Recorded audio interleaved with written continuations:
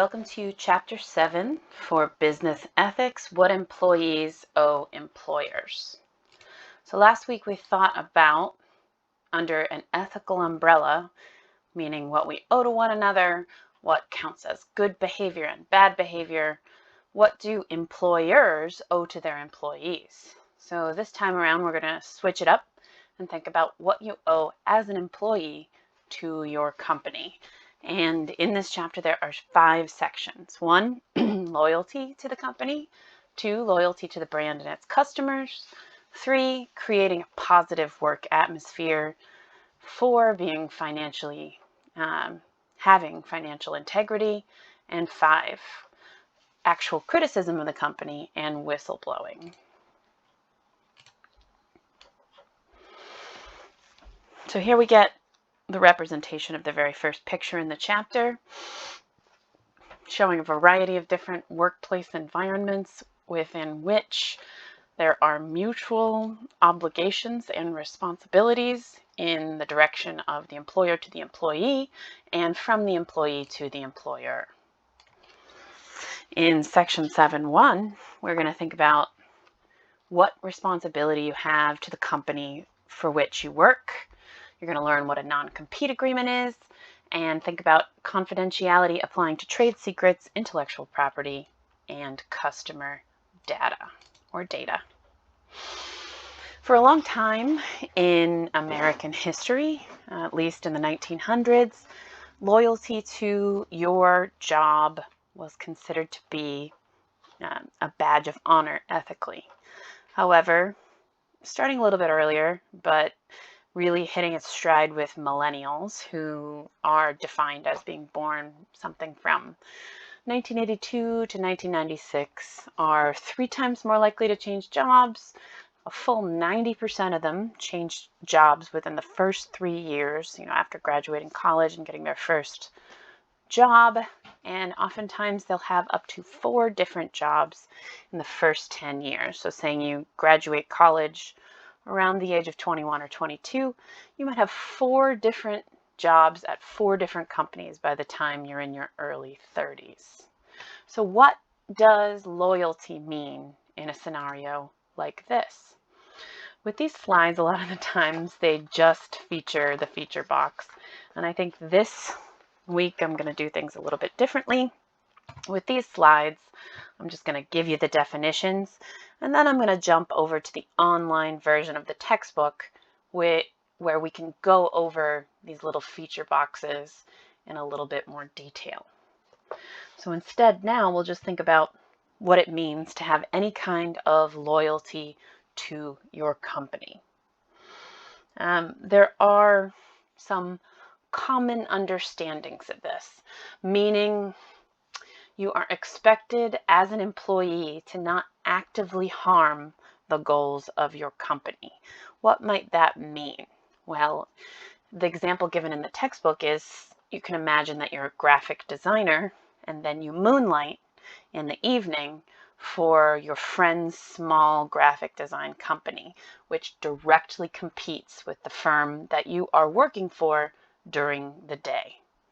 So enter the non-compete clause, where sometimes when you get hired, you will have to sign something directly saying that you are not going to compete with the goals of your company, trying to attract clients or profit that is in competition with what your company does.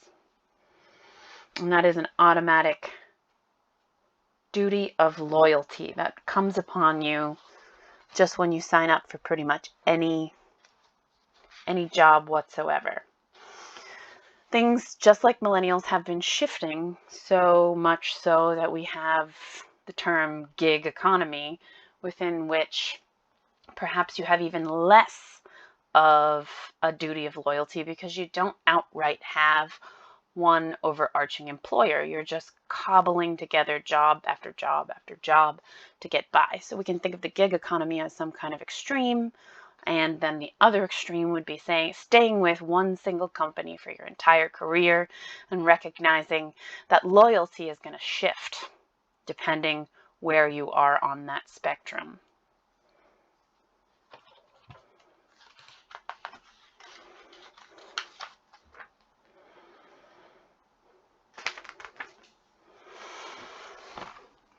Ideas of loyalty have been changing as well, because ideas of how much your company has your back have also been changing over the years. Will your employer look after you? And over time, people have felt less and less confident that this is so. Most jobs in the United States are at will, meaning that you can be fired at any time for any reason.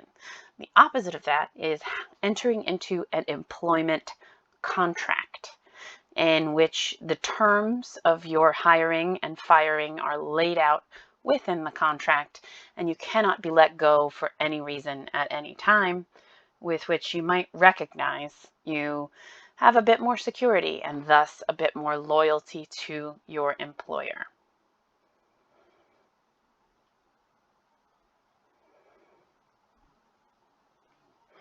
People have an incentive to either stay with a company or leave, depending on the wider economic environment.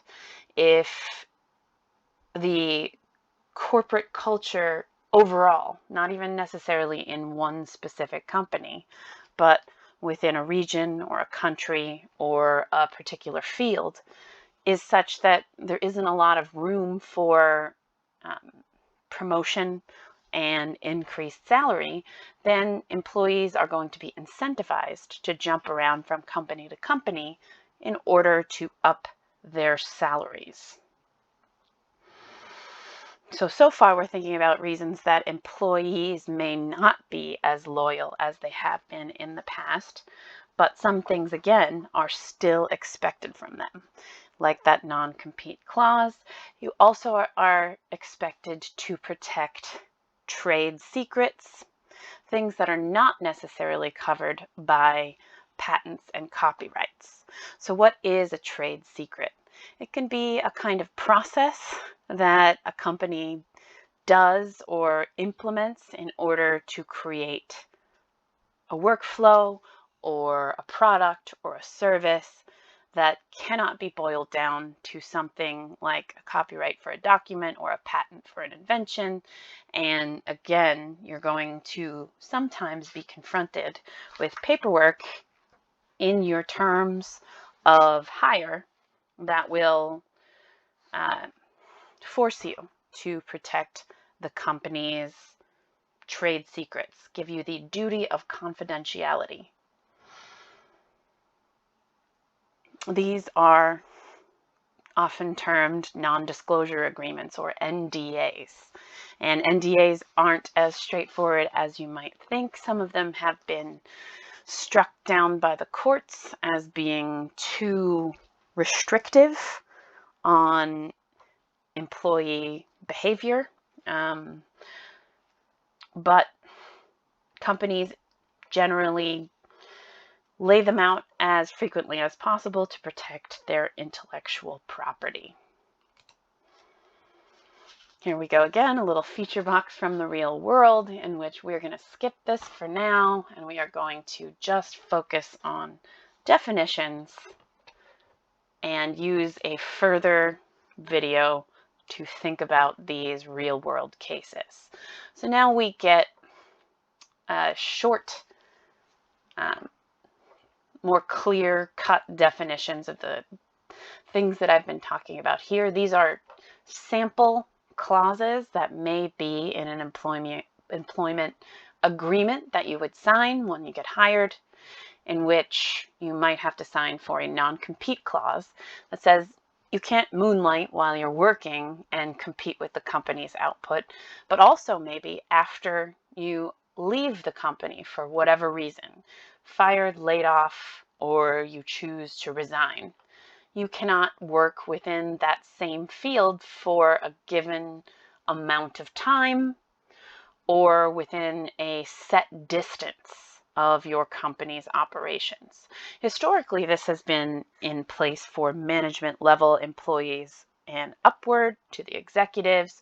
And you can imagine why this is so, right? If you are in the thick of it and you're making policy decisions and you're aware of trade secrets and copyrights and patents and plans going out into the future, you can take that information to a rival firm and help that rival firm succeed while sinking your old company. These have been used punitively as of late, however, meaning in a sort of punishing way, trying to keep lower level employees from doing that competitive thing where they jump to a different company to try and get a raise or a promotion. And some courts have struck that down as well, saying, okay, people who are on the factory lines do not have access to company secrets and therefore should not be subject to non-compete clauses. This only hurts them and hinders their abilities to make a living. Now you might also imagine that you quit or resign from your job because you want to start your own company. There'll often be a clause of loyalty in your agreement when you get hired to the firm that you're now quitting, saying that you're not going to try and pry away or steal the customers of your company to come with you to your new business. So once you don't work for this company anymore, you can't solicit the clients of that company for 1 or 2 years. And this one's really thorny because, of course, some clients might want to jump ship with you. Imagine you're a lawyer and you've been practicing law for them for 10 years. And you say, hey, I'm quitting, I'm going to start my own firm. Some of them aren't even going to need convincing. They're going to want to come with you. So it can be hard to prosecute or enforce the non-solicitation clauses.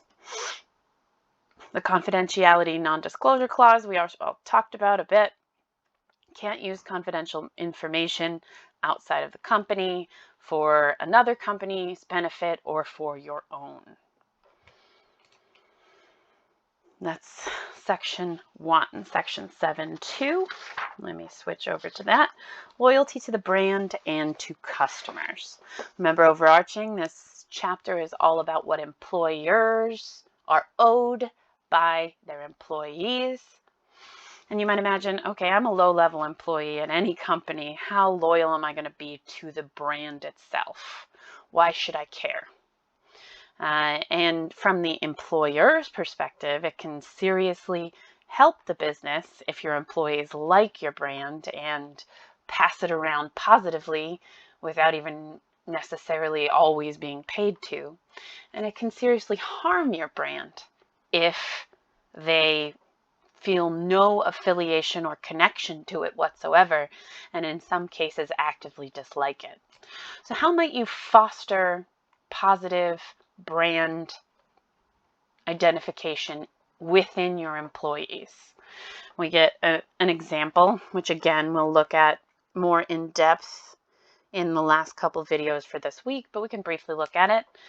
When Cisco, a computer company, wanted to expand into new markets, they solicited women who have traditionally been underrepresented in STEM careers, making them feel as if they were part of the expansion itself, giving positive brand awareness just through incorporation of a particular underrepresented segment of the population.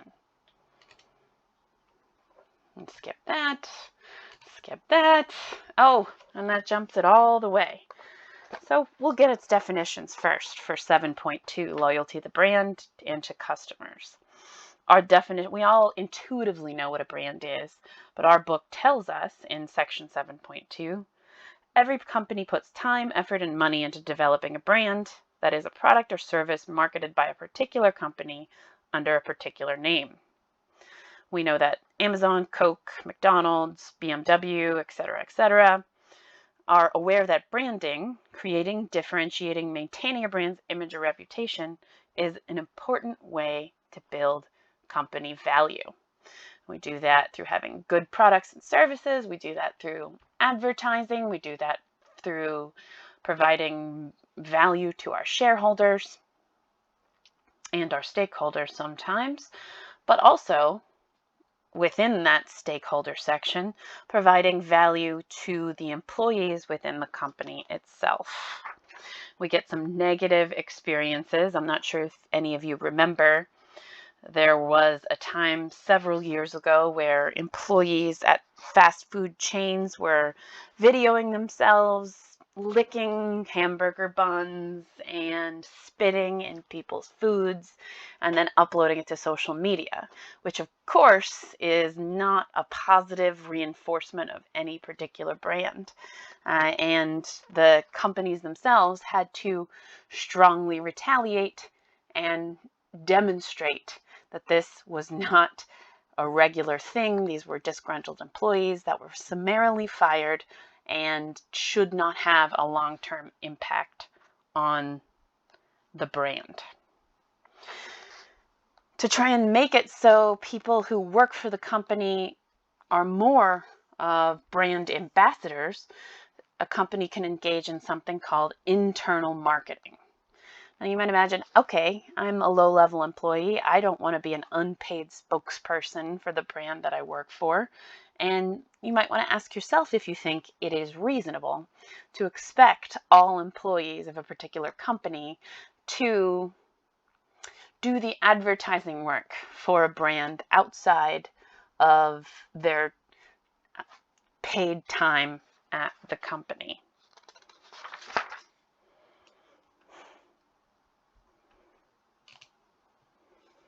So now we get to section 7.3, and we're speeding through this a little bit because we want to give ourselves some time to look at the cases and the examples in the text boxes in either video 3 or 4. It depends on how long these go.